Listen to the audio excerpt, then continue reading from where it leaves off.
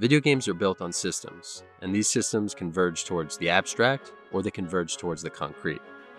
To dig into this concept, let's look at inventory management and how it's handled in several different games. On the abstract side of things, you have something like the inventory in a first-person shooter like Doom or Wolfenstein. Have you ever asked yourself where Doom Guy or BJ Blazkowicz puts all those weapons? Where are they coming from? It's kind of disturbing to think about for a second. I mean, they're big guys, but there's like 12 different guns on some of these dudes. You got shotguns and rocket launchers and laser cannons and all that kind of stuff, and the player can just summon them out of nowhere, and it really makes you think about where the stuff is coming from. But I guess what I'm trying to say is there's no real attempt at realism or inventory management in these games because these games don't rely on that kind of tension.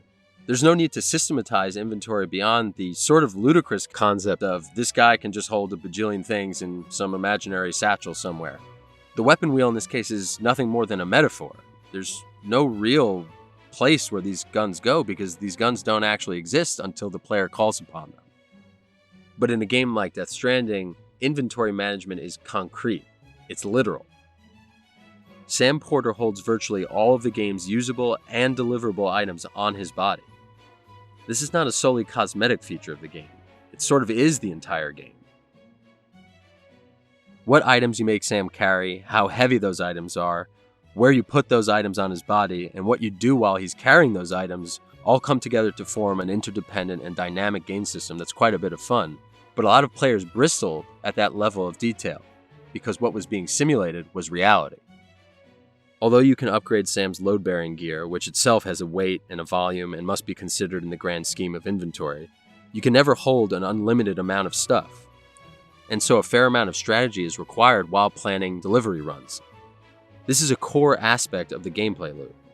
The fact that all of the items in Death Stranding are also physics objects in the game world only serve to further enhance the depth of the game's inventory management system. If you get hit by an enemy and drop an item, it can go flying down the side of a mountain or get carried downriver by a powerful current. This isn't just a throwaway feature to temporarily inconvenience the player.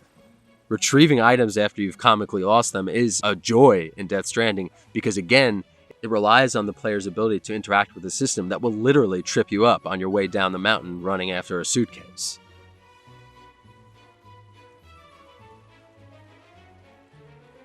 Hopefully I've made some sense about the spectrum between abstract and concrete frameworks, and hopefully you can start to think about how different games call for different systems along that spectrum.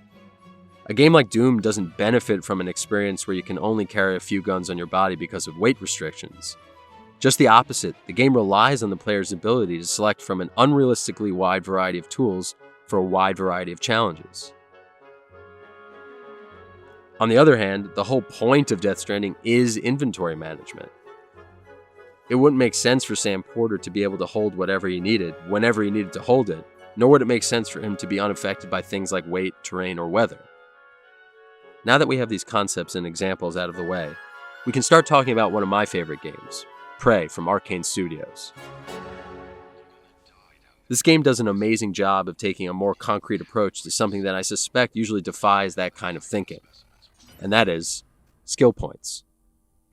Skill points are a staple of RPGs and immersive sims, but have also made their way out into other genres like open world games, and oddly enough, first-person shooter games like the recent Doom Eternal. It seems that for the most part, little thought is paid to how skill points function in the in-game worlds where they are featured. Sure, lip service is sometimes paid to energy or technology that somehow inexplicably enhance the stats of the player character. But at the end of the day, these systems usually skew more abstract, especially as they often need to feed into the larger concept of skill trees, which really don't hold up to any real-world interpretation beyond superficial terms. Skill points and skill trees are arguably a simplistic, gamified representation of education and/or training. I imagine real-life skill points would work something like this. Let's say you want to become a bare-knuckle brawler. Well, the only way to do that is to go out into the street and pick fights with random strangers. Fight for it. You and me.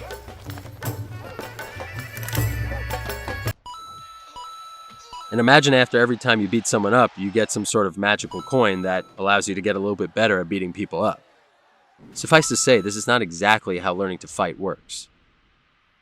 But a game that tasks you with going to the gym or dojo every day instead of actually letting you beat the shit out of people doesn't sound like a fun time.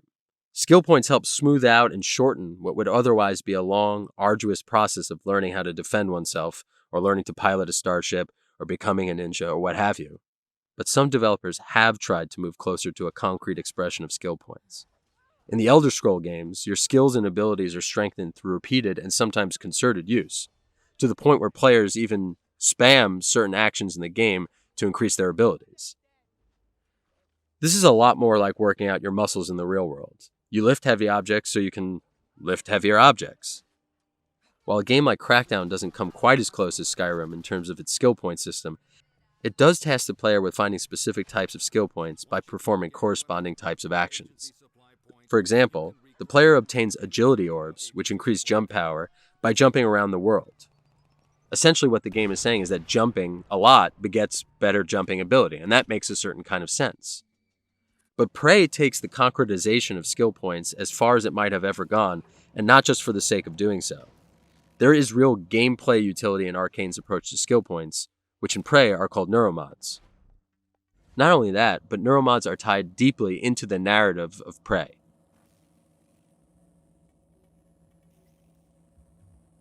As the name suggests, immersive sims require a certain level of immersion. And immersion comes in part from worlds that are designed in such a way to make physical and architectural sense, from systems with predictable and emergent outcomes, and from objects that are tangible and that interact with the player and the environment. In the Last of Us games, which I understand aren't immersive sims, but they do have some systems that I think apply here, the player doesn't simply walk over a floating health kit like they might in Doom. In Last of Us, things are a little bit more complicated. Players have to find the raw materials necessary to craft a health kit, then they have to build the health kit, and then they have to take the time to apply the health kit to Ellie or Joel in order to heal them. This happens, mind you, in real time, because there are no pause menus in real life. In Prey, neuromods allow you to upgrade your character, a neuroscientist named Morgan Yu, in many unique and impactful ways. This is achieved by spending the neuromods on skills and stat upgrades across 6 different skill trees. Since Prey is all about choice and playing your own way, the player has the opportunity, over the course of basically the entire game, to shape their version of Morgan Yu into a character that accords with their own playstyle. Now, all this may seem very similar to a lot of other games you've played, but the difference between Prey and those games is that neuromods are actually objects in the world of Prey. You don't get them automatically, you aren't awarded them arbitrarily, and they certainly aren't these nebulously defined abstractions on a static screen somewhere. They're real in the context of the game. You find neuromods in Prey by exploring the world, helping NPCs out, killing things, and utilizing specific skills. Sometimes these skills are even granted to you in the first place by usage of neuromods, creating a very satisfying loop of achievement. You have to pry these items out of lockers, gated areas, blown out airlocks, and derelict space shuttles. Again, this may sound pretty standard, but the key difference here is that you actually have to find these items and pick them up as the player. Neuromods are even slightly affected by the game's physics system. They roll around, they fall off of things, they float in 0G. The interesting thing about neuromods is that you can actually manufacture these items in things called fabricators littered throughout Prey's gigantic environment, a space station called Talos 1. This fabrication system, along with its complementary recycling system, is yet another well-imagined and executed network of systems in the world of Prey. Without getting too in the weeds on recyclers and fabricators, let me just point out that there's a section of the game where the player gains the ability to manufacture skill points in a way that is almost completely removed from the concept of achievement. You don't have to do anything to get them. All you need is raw materials. And this, I think, is where all these interesting ideas about skill points, concrete systems, and immersion come together in a truly ingenious way. At this point in the game, a player might be thinking to themselves, why don't I just farm as many materials as I can and boost my player through the roof and blaze through the rest of the game? But the folks at Arcane, of course, have an answer for that. And it's a narrative and systems-based approach.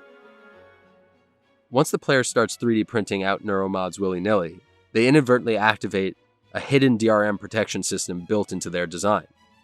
This effectively cuts the player off from personal neuromod manufacture for what can be a significant portion of the game. The player can still find extant neuromods lying around Talos 1, but they can't make them themselves at this point. That is, unless they complete a side quest to unlock the DRM protection on neuromods.